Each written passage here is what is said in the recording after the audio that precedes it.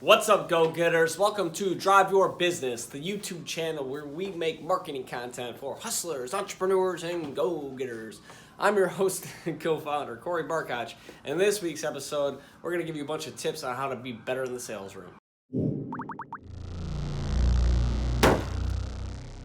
Now, first off, whatever you're thinking about traditionally about salespeople and sales and what you're supposed to be good at and closing techniques and forget all that, okay? Stop thinking about sales. In my opinion, what most people think about sales and what you need to be good at to do good in sales and get customers and clients and close deals and all that kind of stuff, it's not traditionally people think. You really just got to be good at listening and educating people on what they're buying.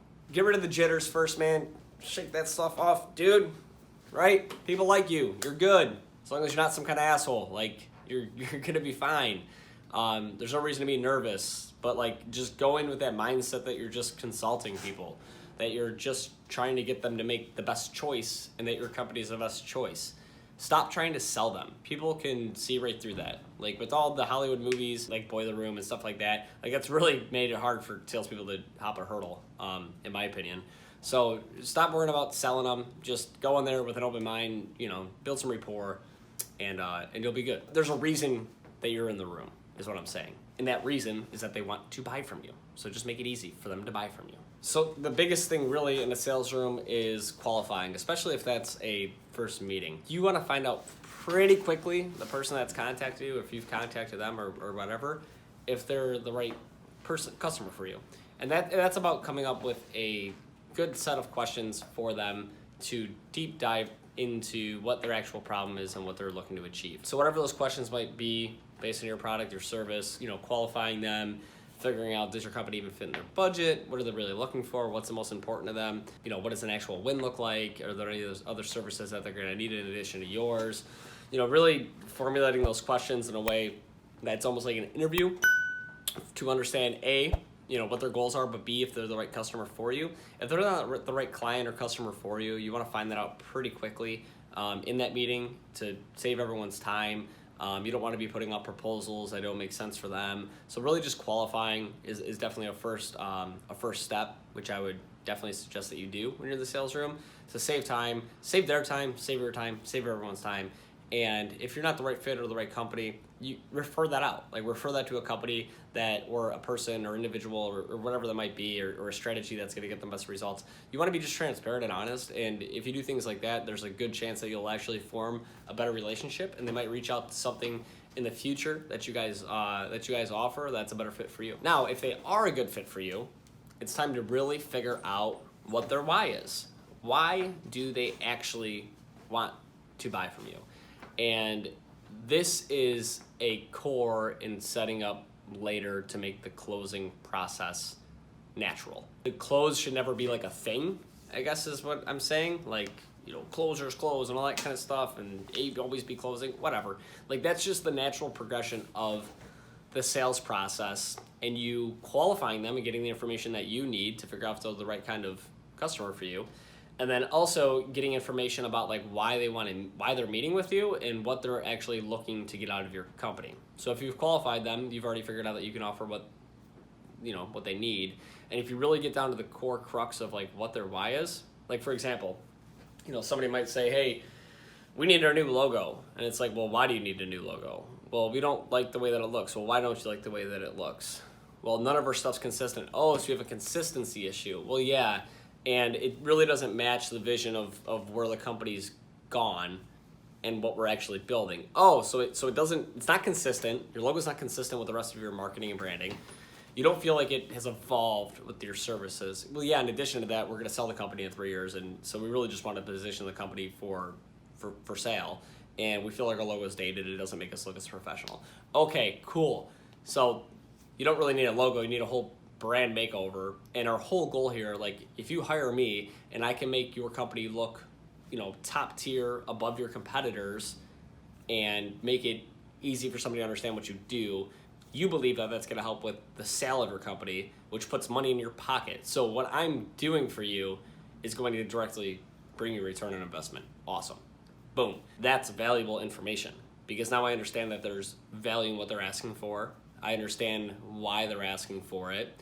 and I understand that it is a serious thing. There's a timeline driven to it because they want to sell the company in a few years, so they need to get this done now, right?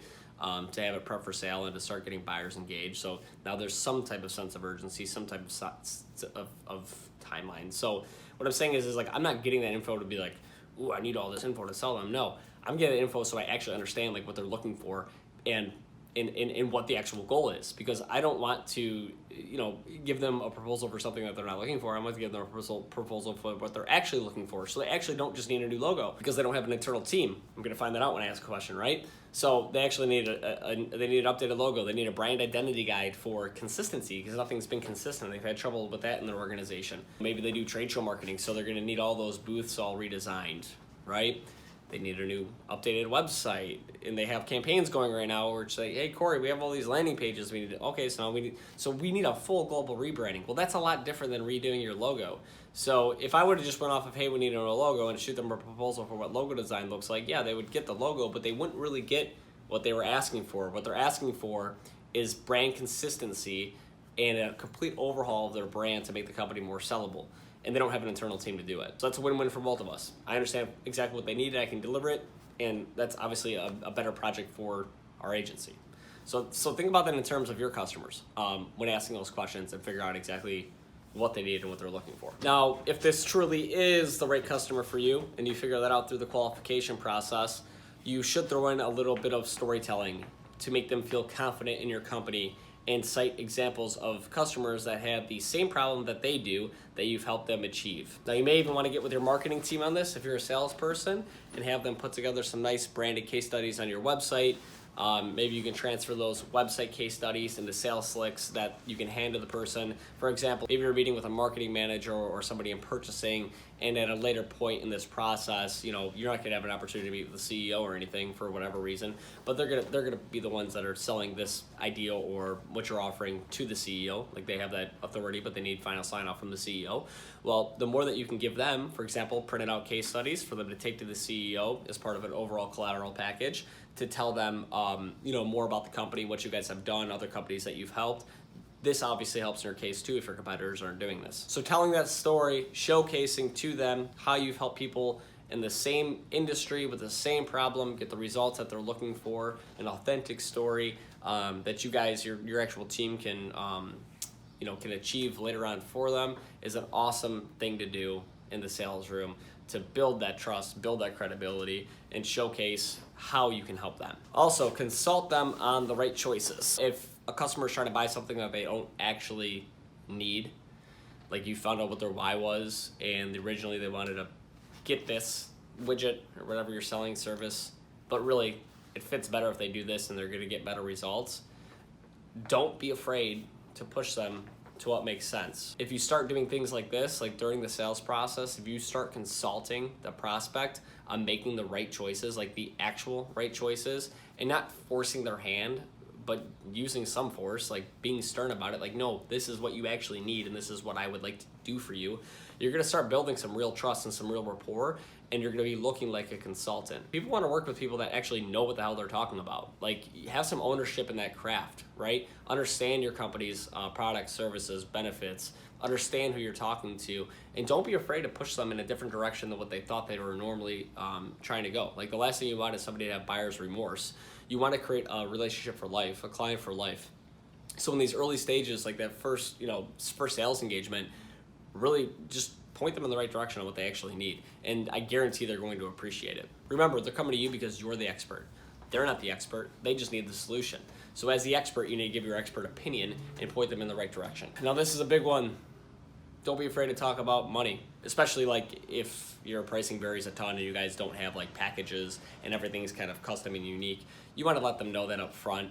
You're going to want to figure out what their budget is in your own way, however you do that. But don't be afraid to talk about money. It's part of the natural sales transaction. Everyone in the room understands they're going to spend money. I see that a lot with salespeople. They're just afraid to talk about budget. They're afraid to talk about deposit. They're afraid to talk about what things cost. And what happens is if you don't have some of those conversations early on in the sales process, you can actually give somebody a proposal where they might have thought for whatever reason like it was going to be way more expensive. Maybe they thought it was going to be way more expensive, and you give them something that's low so they don't feel confident that you're actually, giving them what they need. Or you know, they could have this expectation like, hey, it's a lower budget, but you come in with something really high and they just fall out of their chair and they're scared, right? So figuring out, like, at least within some kind of like variance, like what the budget is. A lot of times people will say like, oh, I don't know what the budget is. Just, you know, tell me what it costs. A good rebuttal for that is like, well, you know, our pricing starts at X, like for like a website. Our pricing starts here. We've done sites that are like this, right? And then you might throw in, but I don't think that's what you need. I think this proposal is going to come in more like right here. And you can use that to gauge the reaction and see what they say. If they say, oh yeah, that's way out of budget, okay, boom, that's out of budget. Like, we're kind of done. You know what I mean? If they say, you know, a lot of times they're gonna nod their head. If you've like built enough value about the brand, don't do this right in the beginning. The budget thing needs to be like towards the end of this conversation, towards the end of this, you know, process and sitting with them for sure. Like, you want to build the benefits and value of your company, set examples of case studies, all that kind of stuff. But towards the end of this conversation, like, more likely than not, if you've qualified them, if they're the right person that buying from you, you know what I mean, the right size company, they kind of fit in your demographic, like they're probably going to fit in your pricing too.